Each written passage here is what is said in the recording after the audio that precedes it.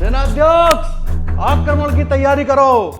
देख, आज पता नहीं कौन सा नया बहाना लेके आएगा शादी करने का। हमारे चरणों का कवच, हमारी मर्यादा का आभूषण, हमारी एक चरण पादुका अदृश्य हो गई और यह राज्य के गौरव पर चोट है। चरण पादुका? चप्पल चप्पल महाराज, बाजार से नई चप्पल ले आएंगे, कोई बात नहीं। मूर्ख, बाजारू वस्तुओं का कोई मूल्य नहीं होता। नई दुल्हन के दहेज से प्राप्त वस्तुओं से राज्य की शान बढ़ती है। हम किसी नई राजकुमारी से 54वां विवाह करके उत्तम चरण पादुका प्राप्त करेंगे। हे भगवान, अब चप्पल खो गई तो भी ये विवाह करेंगे। मूर्ख दासी, तेरे मुख से निकली ज्वाला शत्रुओं की तलवार से भी गहरा वार करती है।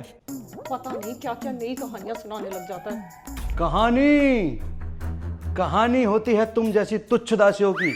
अरे हम महाराज हैं, हमारी वीर गाथाएं होती हैं। महाराज क्रोध मत कीजिए।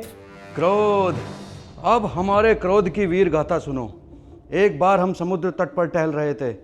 हमने देखा एक विशालकाय मत्स्य दानव नाविकों की नौकाओं को तोड़ रहा है। उसके मुख से भयानक अग्नि निकल रही थी और पूंछ से लहरें उठ रही थी। हमने समुद्र में छलांग लगाई और उससे युद्ध करने लगे। यह संग्राम 7 दिन 7 रातों तक चलता रहा। रक्त से समुद्र लाल हो गया, जिसे वर्तमान काल में हम लाल सागर के नाम से जानते हैं। फिर आगे? अंततः हमने उस दानव की पूंछ पकड़कर उसे तट पर पटक दिया। फिर क्या हुआ महाराज? तभी स्वर्ग की राजकुमारी वरुणा देवी प्रकट हुई।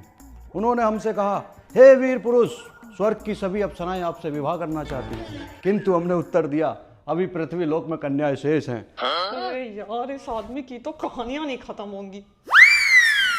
दासी, हम जानते हैं तुम भी हमसे विवाह करना चाहती हो, परंतु एक महाराज दासी से विवाह नहीं कर सकता। परंतु तुम चाहो तो हम तुमसे गुप्त विवाह कर सकते हैं।